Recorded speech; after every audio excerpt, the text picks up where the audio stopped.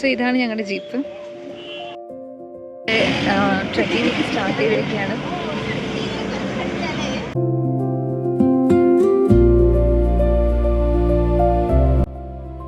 ാണ് അട്ടപ്പാടിയിലുള്ളത്. ഇരുള, കുറുമ്പ, മുടുക 193 ആദിവാസി കോളനികളിലായിട്ടാണ് അവർ ജീവിക്കുന്നത്. ഈ വഴി പോയാൽ കുറേ കോളനികളുണ്ട്. നമുക്ക് ഈ വഴിയാണ് പോകണ്ടേ.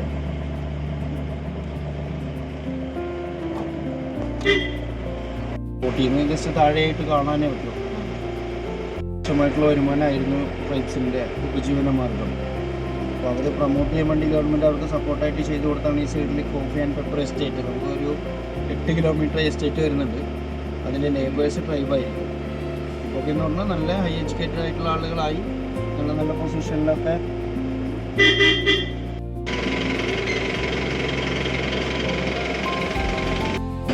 കുരുമുളക്. ഇതിലെ ലേബേഴ്സ് ട്രൈബായിരിക്കും. അവർക്ക് തന്നെ ലേബർ ചാർജ് കൊടുക്കുക. അട്ടപ്പാടിയുടെ പല ഭാഗങ്ങളിലും ഇതുപോലെയുള്ള ഫാമിംഗ് സൊസൈറ്റികളുണ്ട് അവർക്ക് തൊഴിൽ കൊടുക്കാൻ വേണ്ടിയിട്ട്. ഇപ്പോൾ അവരുടെ എല്ലാ മേഖലകളിലും സർക്കാരിൻ്റെ ശ്രദ്ധയുണ്ട്. അവരുടെ മക്കളുടെ വിദ്യാഭ്യാസം, അവരുടെ ആഹാരം, ആരോഗ്യം, പാർപ്പിടം എല്ലാം ഗവൺമെൻറ് ചെയ്തു കൊടുക്കുന്നു. Malabar giant squirrel, Malabar flying squirrel, Nilgiri, langur, bonnet മക്കാക്കൊക്കെയാണ് നമുക്ക് ഈ ഒരു ഏരിയയിൽ കാണാൻ പറ്റുക. സൈലന്റ് വാലിയിൽ പ്രൊട്ടക്ട് ചെയ്യുന്ന സ്പീഷീസ് ഏതാണെന്നറിയോ? സിംഹവാലൻ കുരങ്ങ്. അതിനെ നമുക്ക് സെമി എവരിഗ്രീനിലോ അല്ലെങ്കിൽ എവരിഗ്രീനിലൊക്കെയാണ് കാണാൻ സാധ്യതയുള്ളൂ. ഇവിടെ ഒരു അനിമൽസിനെയും നമുക്ക് 100% കാണുന്ന ഉറപ്പ് പറഞ്ഞു പോകാൻ കഴിയില്ല. കാരണം അവരുടെ സ്വൈര്യവിചാരത്തിൻ്റെ തടസ്സമായിട്ടുള്ള ഒരേ ഒരു ഏരിയ റോഡ് മാത്രമേ ഉള്ളൂ. ബാക്കി കുറച്ചുള്ളിലേക്ക് പോയാൽ ഇഷ്ടം പോലെ ഏരിയ ഉണ്ട്. അവർക്ക് ഡിസ്റ്റർബഡായിട്ട് പൊളിച്ചൊരു ടൂർ ഉദ്ദേശിച്ച് വന്നാൽ ഇഷ്ടപ്പെടില്ല. നമ്മൾ നേച്ചറിനെ കുറിച്ചൊന്ന് ആഴത്തിൽ മനസ്സിലാക്കുന്നതിന് വേണ്ടിയിട്ടാണ് ഇങ്ങനെ ടൂറിസം ചെയ്യുന്നത്. എന്താണ് പ്രകൃതി, നമുക്ക് പ്രകൃതി എന്തൊക്കെ തരുന്നുണ്ട്, എത്രത്തോളം നമ്മളതിനെ നശിപ്പിച്ചിട്ടുണ്ട് എന്നൊക്കെ നമുക്ക് മനസ്സിലാക്കുന്നതിന് വേണ്ടിയിട്ടാണ് ഇങ്ങനെ ഒരു ടൂറിസം.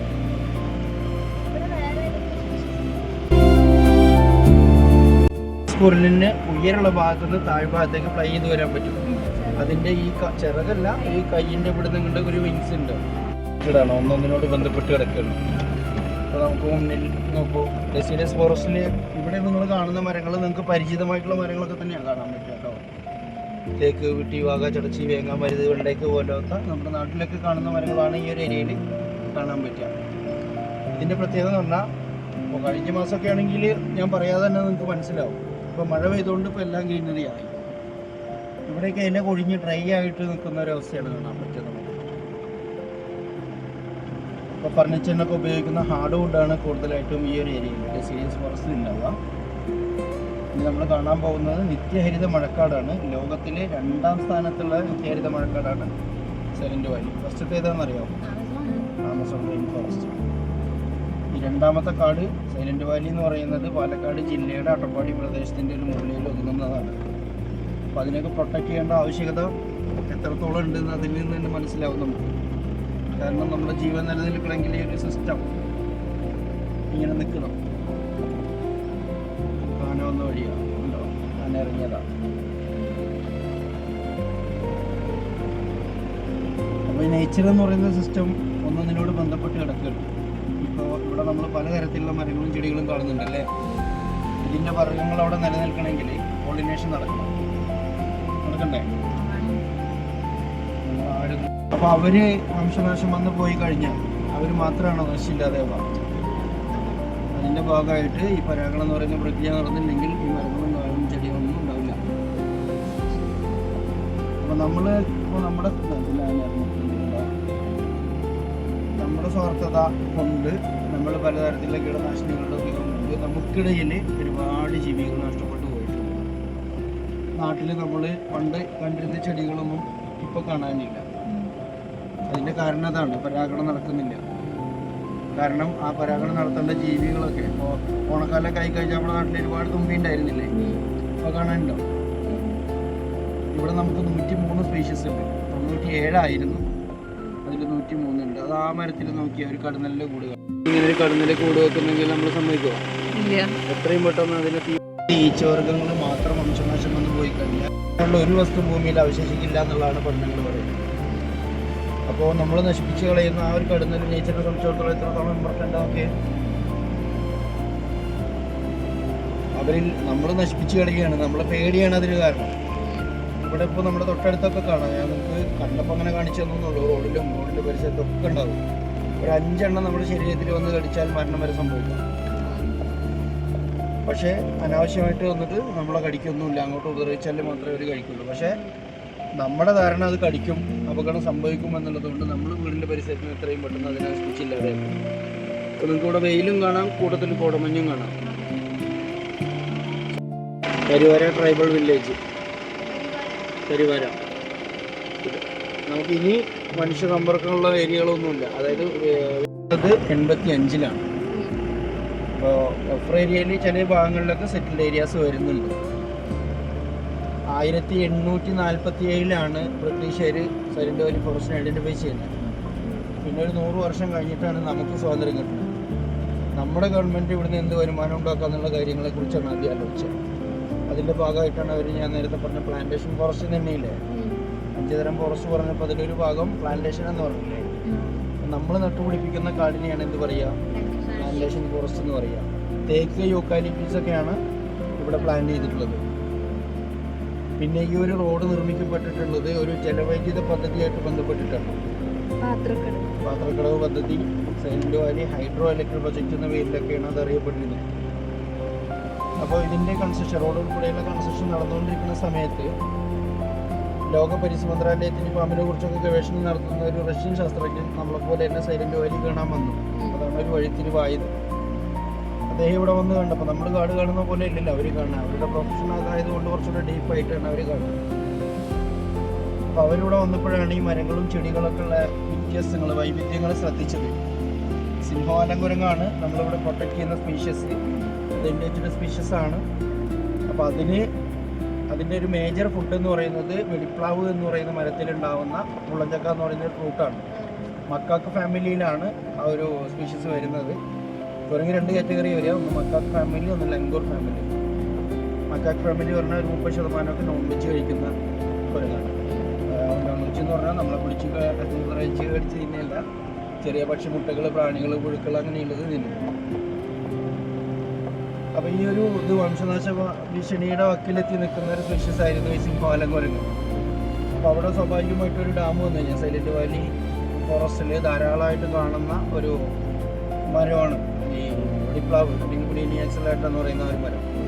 അതിൻ്റെ ഫ്രൂട്ടാണ് ഇവരുടെ മേജർ ഫുഡ്. അപ്പോൾ ആ മരം ഡാം വരുന്നതോടുകൂടി എന്താവും, വെള്ളത്തിനടിയിൽ പോയി നശിച്ചു പോകും. ഇവർക്കും അതൊരു ഭീഷണിയാവും. ഇതൊക്കെ ചൂണ്ടിക്കാണിച്ച് ഇയാളൊരു റിപ്പോർട്ടാക്കിയിട്ട് ലോക പരിസ്ഥിതി മന്ത്രാലയത്തിന് അയച്ചു കൊടുത്തു. അതിൻ്റെ അടിസ്ഥാനത്തിൽ അന്നത്തെ പ്രധാനമന്ത്രിയായിട്ടുണ്ടായിരുന്ന ഇന്ദിരാഗാന്ധിക്ക് റിക്വസ്റ്റ് വന്നു ഇതിനെക്കുറിച്ച് ഒന്നുകൂടെ വ്യക്തമായിട്ട് പഠിക്കുന്നതിന് വേണ്ടിയിട്ട്. അങ്ങനെ ഇന്ദിരാഗാന്ധി ഇതിനെക്കുറിച്ച് പഠിക്കാൻ പ്രത്യേക ഒരു കമ്മിറ്റിനെയൊക്കെ വെച്ചു. അവർ പഠിച്ചു കൊടുത്ത റിപ്പോർട്ടിൽ പറയുന്നത് ഇവിടുത്തെ മരങ്ങളിലും ചെടികളിലും മാത്രമല്ല വൈവിധ്യം, ഇവിടുത്തെ ഒരു പിടി മണ്ണെടുത്ത് പരിശോധിച്ച് കഴിഞ്ഞാൽ ആ ഒരു പിടി മണ്ണിൽ 1000 ജീവനെങ്കിലും കണ്ടെത്താൻ പറ്റുന്നുള്ളതാണ്. അപ്പോൾ ജൈവ വൈവിധ്യങ്ങളുടെ ഒരു കലവറയാണ് സൈലന്റ് വാലി. ഇത് കണ്ടെത്തിയതോടുകൂടി ഇതിനെതിരെ, ഈ ഒരു പ്രൊജക്റ്റിനെതിരെ ഒരുപാട് പ്രക്ഷോഭങ്ങൾ ഉണ്ടാവാൻ തുടങ്ങി. ഒരു പക്ഷേ നമ്മുടെ ഇന്ത്യ കണ്ട പ്രകൃതി സംരക്ഷണത്തിന് വേണ്ടി ഇന്ത്യ കണ്ട ഏറ്റവും വലിയ പ്രക്ഷോഭം തന്നെ പറയാം സൈലന്റ് വാലി പ്രക്ഷോഭം. നമ്മുടെ രാജ്യത്തിൻ്റെ മാത്രമല്ല, ലോകത്തിൻ്റെ പല ഭാഗത്തു നിന്നും ഇതിനെതിരെ ശബ്ദം ഉയർന്നിട്ടുണ്ട്. അതിൽ പ്രധാന പങ്ക് വഹിച്ച ആൾക്കാർ, സുഗതകുമാരി ടീച്ചർ, സലീം അലി, ശാസ്ത്ര സാഹിത്യ പരിഷത്ത്, അങ്ങനെയുള്ള കുറേ വ്യക്തിത്വങ്ങൾ ഉണ്ട്. അങ്ങനെ 1984 ഇന്ദിരാഗാന്ധി ഈ ഒരു പ്രൊജക്റ്റ് ക്യാൻസൽ ചെയ്തിട്ട് ഇന്ത്യൻ നാഷണൽ പാർക്കാക്കാൻ പ്രൊപ്പോസ് ചെയ്തു. 1985 രാജീവ് ഗാന്ധിയാണ് ഇതിൻ്റെ ഇനോഗ്രേഷൻ. 1984 ഇന്ദിരാഗാന്ധി മരണപ്പെട്ടു. അന്ന് മുതൽ പ്ലാന്റേഷനോ കൾട്ടിവേഷനോ ഒന്നും പാടില്ല എന്നുള്ളതാണ്. ഈ ഫോറസ്റ്റ് എങ്ങനെയാണോ അത് അതുപോലെ പ്രൊട്ടക്റ്റ് ചെയ്യുക, അടുത്ത ജനറേഷന് കൈമാറുക. അതുകൊണ്ടൊക്കെ തന്നെയാണ് നമുക്ക് ഇന്നിങ്ങനെ കാണാനും ആസ്വദിക്കാനും ഒക്കെ പറ്റുന്നത്. എനിക്കിന്ന് ഉറപ്പ് പറയാൻ പറ്റും, നിങ്ങൾക്ക് ആർക്കും ഇന്നത്തെ യാത്രാക്ഷീണം ഉണ്ടാവില്ല. 44 കിലോമീറ്റർ നിങ്ങൾ ജീപ്പിലാണ് യാത്ര ചെയ്യുക.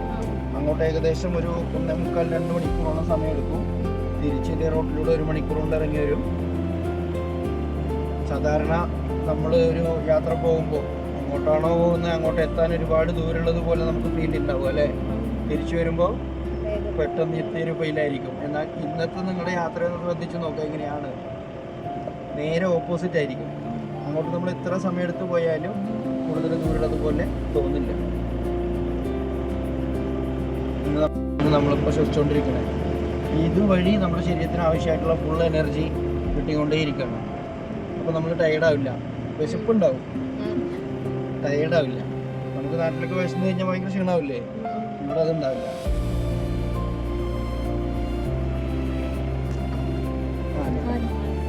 ഈ ആന ഒരു ദിവസം 40 മുതൽ 65 കിലോമീറ്റർ ദൂരം വരെ നടക്കും. നടക്കുന്ന വഴിയൊക്കെ നമുക്ക് ആനപ്പിണ്ടം കാണാൻ പറ്റും. നാട്ടിലൊക്കെ നേർച്ചയ്ക്കോ ഓരോത്തിനൊക്കെ ആനേനെ കൊണ്ടുവന്നാൽ റോഡ് നിറയെ പിണ്ടമായിരിക്കും. അപ്പോൾ നമ്മളപ്പോൾ 1-2 തവണ പോയാൽ നമ്മുടെ ആവശ്യം പൂർത്തിയായി. 2-3 ദിവസം കഴിഞ്ഞ് അവിടെ പോയി നോക്കിയാൽ മോശനോടെ ഉണ്ടാവും, മണ്ണായിട്ടുണ്ടാവും. പക്ഷെ ആനപ്പിണ്ടം ശ്രദ്ധിച്ചിട്ടുണ്ടാവും, പകുതി തേച്ചിട്ടുണ്ടാവുള്ളൂ, പകുതി നാരുകളായിട്ട് അവശേഷിക്കുന്നു. ഇത് വർഷങ്ങളോളം മണ്ണിൽ കിടക്കും. പ്രകൃതിയുടെ സന്തുലിതാവസ്ഥ നിയന്ത്രിക്കുന്ന അതീവ സൂക്ഷ്മജീവികളുണ്ട്. അവർക്ക് സ്വന്തമായിട്ട് പോയി കടന്നലൊന്നും കൂടുണ്ടാക്കിയ പോലെ അവർക്ക് കൂടുണ്ടാക്കാനുള്ള കഴിവില്ല. അവർ വീടായിട്ട് ആശ്രയിക്കുന്നത് ഈ ആനപ്പിണ്ടങ്ങളാണ്. ഒന്നാലോചിച്ച് നോക്കി ആ കണക്ഷൻ എങ്ങനെ പോകണമെന്ന്. ആനകൾ അങ്ങനെ നടക്കുക എന്നുള്ളത് പ്രകൃതി നിയമമാണ്, ആനപ്പിണ്ടം അങ്ങനെ ആയിരിക്കണം എന്നുള്ളത് പ്രകൃതി നിയമമാണ്. ഇങ്ങനെ എല്ലാം നേച്ചറിനെ സംബന്ധിച്ചിടത്തോളം എല്ലാം കണക്റ്റഡ് ആണ്. പക്ഷികളും പ്രാണികളും പുഴുക്കളും മൃഗങ്ങളും ചെടികളും മനുഷ്യരും മൃഗങ്ങളും എല്ലാം കണക്റ്റഡ് ആണ്. അപ്പോൾ നമ്മൾ മനുഷ്യർ മാത്രം ഭയങ്കര സ്വാർത്ഥത കാണിക്കുകയാണ്. നമ്മുടെ മാത്രം ഇപ്പോൾ നമുക്ക് വേണ്ടിയിട്ടാണ് ഇതിനെയൊക്കെ സൃഷ്ടിച്ചിട്ടുള്ളത്, സത്യമാണ്. പക്ഷെ നമുക്ക് വേണ്ടി മാത്രമല്ല എന്നുള്ളതാണ്. അവരും കൂടെ ജീവിക്കുകയാണെങ്കിലേ നമുക്ക് സുഖമായിട്ട് ജീവിക്കാൻ കഴിയുള്ളൂ. സുഖമായിട്ട് ജീവിക്കാൻ താല്പര്യമില്ലേ നിങ്ങൾക്ക്? ആഗ്രഹമില്ലേ? അതിനുവേണ്ടി നിങ്ങൾ എന്താ ചെയ്യാറുള്ളത്? സുഖമായിട്ട് ജീവിക്കാൻ നമ്മൾക്ക് എന്താ ചെയ്യാറുള്ളത്? സ്വഭാവം അതാണ്. ഇതിപ്പോൾ വരുന്നവരോരോന്ന് കുറച്ച് അവിടെ ഉണ്ടാവുമോ? എന്നവരിൽ നിന്നൊക്കെ ഓരോരുത്തർ 85-ന് മുമ്പ് പ്ലാൻ ചെയ്തതാണ്. ഞാൻ പറഞ്ഞില്ല, അതിന് ശേഷം പ്ലാന്റേഷനോ കൾട്ടിവേഷനോ ഒന്നുമില്ല. ഇവിടെ തേക്കാണ് നമുക്ക് ഇവിടെ കാണാൻ പറ്റുക. പക്ഷെ വലിയ സൈസൊന്നും കാണില്ല, ബേസിക് ക്ലൈമറ്റ് ആയതുകൊണ്ട്. ഇനിയിപ്പോൾ തേക്കും ചൂടാണ്. തേക്ക് ചൂടായതുകൊണ്ട് തേക്കിന് അടിക്കാടുകളും കുറവായിരിക്കും. അപ്പോൾ നമുക്ക് കുറച്ചെങ്കിലും വിസിബിലിറ്റി കിട്ടുന്ന ഒരു ഏരിയ എന്ന് പറയുന്നത് ഒന്നെങ്കിൽ ഡെസിഡീസ് ഫോറസ്റ്റ്, അതുപോലെ ഈ പ്ലാന്റേഷൻ ഫോറസ്റ്റ് ഒക്കെയാണ് വിസിബിലിറ്റി ഉള്ള സ്ഥലം. ഉള്ളിലേക്ക് പോകുമ്പോൾ മനസ്സിലാവും നിങ്ങൾക്ക് ഫോറസ്റ്റ് ചേഞ്ച്. ഇവിടെയൊക്കെ നമുക്ക് കുറച്ച് അകത്ത് ഒരു ആനയോ കാട്ടുപോത്തോ പ്ലാവോ അങ്ങനെ എന്തെങ്കിലുമൊക്കെ അനിമൽസ് ഉണ്ടെങ്കിൽ കാണാം. കാരണം അടിക്കാട് കുറവായത് കാരണം വിസിബിലിറ്റി കിട്ടും നമുക്ക്. ഇനി അകത്തേക്ക് പോകുമ്പോൾ നിങ്ങൾക്ക് മനസ്സിലാവും ഫോറസ്റ്റ് ഡെൻസ്. ഒരു അടുത്തൊരു ആന ഉണ്ടെങ്കിൽ പോലും അറിയില്ല, അത്ര ഡെൻസിറ്റി ആയിരിക്കും. അപ്പോൾ നമ്മൾ ലോകത്തിലെ 2ാമത്തെ വ്യക്തിയായിട്ട് മഴക്കാട് കാണാനാണ് പോകുന്നത്. മഴയില്ലാത്ത ദിവസങ്ങളിൽ ആളുകൾ ഞങ്ങളോട് ചോദിക്കും, നിങ്ങൾ ആളുകളുടെ കാശൊക്കെ വാങ്ങി പറ്റിക്കുകയല്ലേ, എവിടെ മഴ, എവിടെ മഴക്കാടല്ലേ, മഴ എവിടെയെന്ന് ചോദിക്കും. അപ്പോൾ മഴക്കാട് എന്ന് പറയുന്നത് 365 ദിവസം മഴ പെയ്തുകൊണ്ടിരിക്കുന്ന ഒരു കാടാണ് എന്നാണ് ആളുകൾ ധരിച്ചു വെച്ചിട്ടുള്ളത്. അങ്ങനെ ഒരു കാട് അന്വേഷിച്ച് പോയാൽ ലോകത്തിൽ എവിടെയെങ്കിലും കാണാൻ പറ്റുമോ നമുക്ക്? ചിറാപുഞ്ചിയാണ് ഏറ്റവും കൂടുതൽ മഴ ലഭിക്കുന്ന സ്ഥലം അല്ലേ? അവിടെ പോയാൽ 365 ദിവസം മഴയുണ്ടാവുമോ? പിന്നെ എന്താണ് ഈ മഴക്കാട്? കേരളത്തിൻ്റെ ചിറാപുഞ്ചി എന്നറിയപ്പെടുന്ന കാട് ഏതാണെന്നറിയോ? സൈലന്റ് വാലി തന്നെയാണ്. ഇതിൻ്റെ യഥാർത്ഥ പേര് സൈരന്ധ്രി വനം എന്നാണ്. ഐതിഹ്യവുമായിട്ട് ബന്ധപ്പെട്ട് കിടക്കുന്ന ഒരു ഫോറസ്റ്റോടെയാണ്. മഹാഭാരതം വായിച്ചിട്ടുണ്ടോ? ഇതിൽ പറയുന്നുണ്ട് പഞ്ചപാണ്ഡവരുടെ വനവാസ കാലത്തെ അജ്ഞാതവാസ സമയം അവർ കഴിച്ചു കൂട്ടിയിരുന്ന ഫോറസ്റ്റിൻ്റെ പേര് സൈരന്ധ്രിയാണ്. അങ്ങനെ ഐതിഹ്യമായിട്ട് ബന്ധപ്പെട്ട് കിടക്കുന്ന ഒരു ഫോറസ്റ്റോടെയാണ്. ഇവിടെ സിക്കാഡ എന്ന് പറയുന്ന ചീവടുകളില്ലാത്തത് കൊണ്ട് ബ്രിട്ടീഷുകാരാണ് സൈലന്റ് വാലി എന്ന് വിളിച്ചത്. ഇത് PSC ക്വസ്റ്റ്യനാണ്, എന്തുകൊണ്ടാണ് സൈലന്റ് വാലിക്ക് സൈലന്റ് വാലി എന്ന് പേര് വരാൻ കാരണം? അതിൻ്റെ ആൻസർ ഇതാണ്, സിക്കാഡ എന്ന് പറയുന്ന ചീവട് സൈലന്റ് വാലിയിൽ ഇല്ലാത്തത് കൊണ്ടാണ്. പക്ഷേ ഇന്നിപ്പോൾ വരുന്ന ആളുകൾക്ക് സിക്കാഡയെ അതിൻ്റെ സാന്നിധ്യം മനസ്സിലാക്കും. കാലാവസ്ഥ ഒരുപാട് മാറി, അപ്പോൾ അവരും വന്നു. ഒരു 4-5 വർഷമായിട്ട് ഇപ്പോൾ ഇവിടെ സിക്കാഡ ഉണ്ട്. ചില സമയങ്ങളിലൊക്കെ ചൂട് കൂടുതലായിട്ടുള്ള സമയങ്ങളിലൊക്കെയാണ് അവരുടെ ശബ്ദം കൂടുതലായിട്ട് കേൾക്കുന്നത്. തണുപ്പുള്ള ദിവസങ്ങളധികം അറിയില്ല. അതായത് ഇവിടെ നോക്കിക്കഴിഞ്ഞാൽ നമുക്ക് ഡെസിഡീസിലുള്ള കുറച്ച് മരങ്ങളും എവരിഗ്രീനിലുള്ള കുറച്ച് മരങ്ങളും ചെടികളും ഒക്കെ മിക്സഡായിട്ട് വരുന്നൊരു ഏരിയ. പകുതി മരങ്ങളൊക്കെ ഡ്രൈ ആകും, ഇല കൊഴിഞ്ഞു പോകും. പകുതി മരങ്ങൾ ഗ്രീനറി ഉണ്ടാവും. അപ്പോൾ ആർദ്ര ഇല പൊഴിയും കടതല്ലെങ്കിൽ സെമി എവരിഗ്രീൻ ഫോറസ്റ്റ് എന്ന് വിളിക്കുന്ന ഏരിയ ഇതാണ്.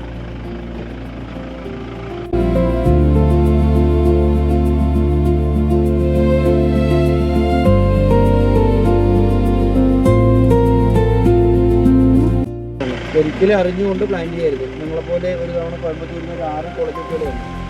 അവർ ഇവിടെ വെള്ളം കണ്ടപ്പോൾ വെള്ളം കാണുമ്പോൾ അവർക്ക് ഭയങ്കര താല്പര്യമാണ്. ഇവിടെ നോക്കിയാൽ നിങ്ങൾക്ക് അതിൻ്റെ ഫ്രൂട്ട് കാണാൻ കണ്ടാവും. നമ്മൾ അയിനിച്ചക്ക പോലെ കണ്ടോ അതിനകത്ത്. ഇതിനകത്ത് ചക്കക്കുരു പോലെയുള്ള കുരു മാത്രം ഉണ്ടാവുക. ആ കുരുവാണ് അവർ തിന്നുക. ജസ്റ്റ് ഒന്ന് തൊട്ട് നോക്കിയേ, നല്ല ഹാർഡായിരിക്കും. ഇതിനകത്ത് ചക്കക്കുരു പോലെയുള്ള കുരു ഉണ്ടാവുക. ആ കുരുവാണ് അവർ തിന്നുക. ചുളയൊന്നും ഉണ്ടാവില്ല. ഒലീനിയ എക്സർലൈറ്റാണ്. ഇത്ര വൈറ്റ് മിസോഫറിയ, അതാണ് ബൊട്ടാണിക്കൽ നെയിം.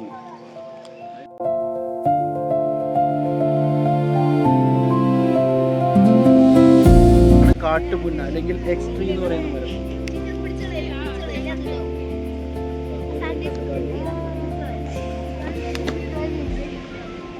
അത് കടിച്ചു കഴിഞ്ഞാൽ മതി. കടിച്ചാൽ വർഷത്തിലധികം പ്രായമുണ്ട് ഈ പ്ലാന്റിന്. ലീഫൊക്കെ അതേപോലെ. ഇത് രുദ്രാക്ഷ ഇല്ലേ, രുദ്രാക്ഷത്തിന്റെ ഒരു വൈൽഡ് വേർഷനാണ് ഭദ്രാക്ഷ. രുദ്രാക്ഷ ഉണ്ടാകുന്നത് ഹിമാലയൻസിലാണ്. അതിന്റെ ഒരു വൈൽഡ് വേർഷനാണ് ഈ ഭദ്രാക്ഷ.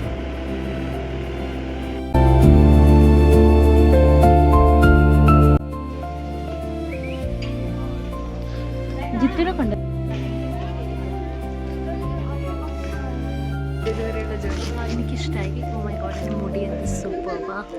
ഓക്കെ, എന്താണ് എനിക്കിഷ്ടമായി. എനിക്ക് ലൈക്ക് വളരെ, ഞാൻ എൻ്റെ ജോഗ്രഫി ബുക്കിൽ 9th പഠിച്ചതായിരുന്നു എവർഗ്രീൻ ഡെസിഡുവസ് ഫോറസ്റ്റ് ഒക്കെ.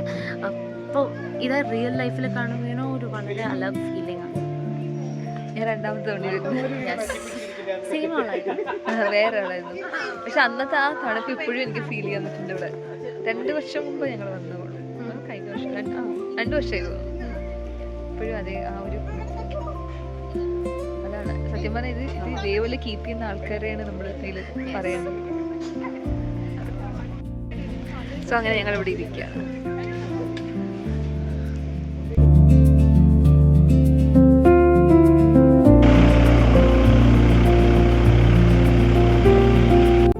ജലവൈദ്യുത പദ്ധതിക്ക് വേണ്ടിയിട്ട് ഉണ്ടാക്കിയ റോഡാണ് അത്. കുന്തിപ്പുഴയുടെ അടുത്ത് വരെയാണ് ഈ റോഡ് ഉള്ളത്. അതിൻ്റെ ഒരു 1.5 കിലോമീറ്റർ പുറത്ത് വെച്ച് വണ്ടി സ്റ്റോപ്പ് ചെയ്യും. പിന്നെ നമുക്ക് കുന്തിപ്പുഴയുടെ അടുത്തേക്ക് വേണമെങ്കിൽ താല്പര്യം ഉണ്ടെങ്കിൽ നടന്നു പോവാം. 1.5-3 കിലോമീറ്റർ നടക്കണം 1 അവർ. അത് അങ്ങോട്ട് ഇറക്കമാണ്, ഇങ്ങോട്ട് കയറ്റമാണ്. സാനിറ്റൈസറൊക്കെ ഇല്ലല്ലേ.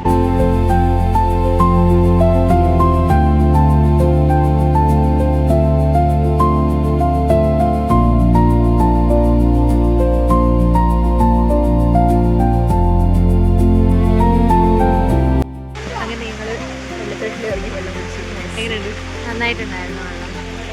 ഞങ്ങളുടെ ഓപ്പോസിറ്റ് തന്നെ ഞങ്ങളുടെ ആർട്സ്.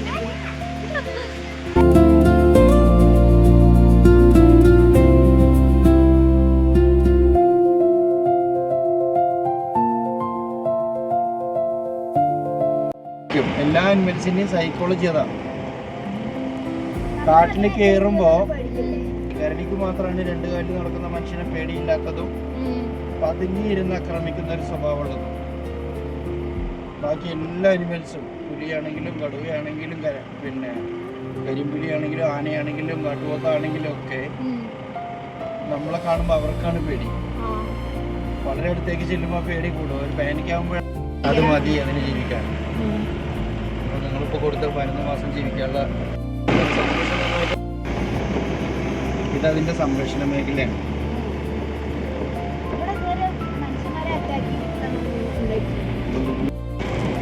ഇതിൻ്റെ വലിയ വാച്ചറക്കാണ്. അതായത് ഇതുവരെ കിട്ടിയിട്ടില്ല. അയാളുടെ ഡ്രസ്സ്, ചെരുപ്പ്, ടോർച്ചൊക്കെ കിട്ടി.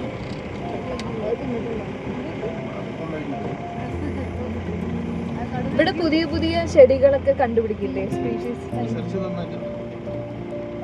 ചെറിയ ചെറിയ ജീവികളെ കുറിച്ച്, പ്ലാന്റുകളെ കുറിച്ച് റിസർച്ച് നടന്നുകൊണ്ടേയിരിക്കും. അവർക്ക് അതിനകത്തേക്ക് പോകാട്ടോ. ഓറിൻ്റെ ഫോട്ടോഗ്രാഫേഴ്സിനൊക്കെ എങ്ങനെയാണ്? അത് ഗവൺമെന്റ് ഫോട്ടോഗ്രാഫേഴ്സിന് അവർക്ക് പ്രത്യേക പെർമിഷൻ കിട്ടും. അതിനുള്ള പെർമിഷൻ കൊടുക്കും. നമുക്ക് പബ്ലിക്കിന് കിട്ടില്ല. ടൂറിസം ഒന്നുമില്ല.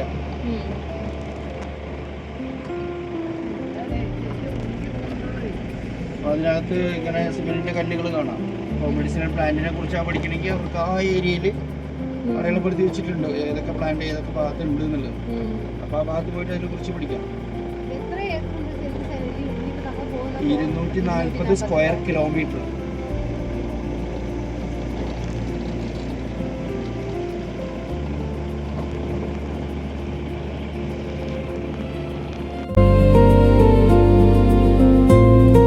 ഇതിൽ 1 കിലോമീറ്ററും പോണില്ല.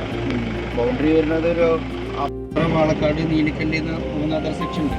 ഇവിടെ സ്റ്റാഫിന് പോവാം, റിസർച്ചിന് വരുന്ന ആളുകൾക്ക് പോവാം, പബ്ലിക്കിനില്ല.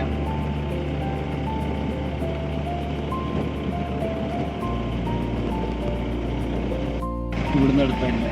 പക്ഷേ 2018 ആ ഒരു പ്രളയത്തിൽ ഇവിടെ മേലെ ഉരുൾപൊട്ടിയിട്ട് ആ മേലെയുള്ള ഷോല കംപ്ലീറ്റ് പോയി, ഗ്രാസൊക്കെ പോയി. അതിനുശേഷം ആ വെള്ളമില്ല അറിയാം. പാറയാണെങ്കിലും അതിൽ നമുക്ക് ഇങ്ങനെ കിനിവ് കാണാം. അതിൽ പുല്ലുകൾ പറ്റി പിടിച്ച് കിടക്കുന്ന കാരണം അവരുടെ റൂട്ട്സ്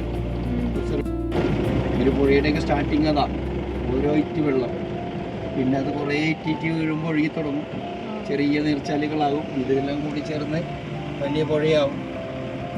പക്ഷെ നമുക്കിടയിൽ വലിയ പുഴ കിട്ടിയിട്ടും കാര്യമൊന്നുമില്ല. അതിലെൻ്റെ വേസ്റ്റും കൊണ്ടായി കണ്ടെന്നൊരു സ്വഭാവമാണ് നമ്മളിലുള്ളത്. മനുഷ്യന്മാരില്ല.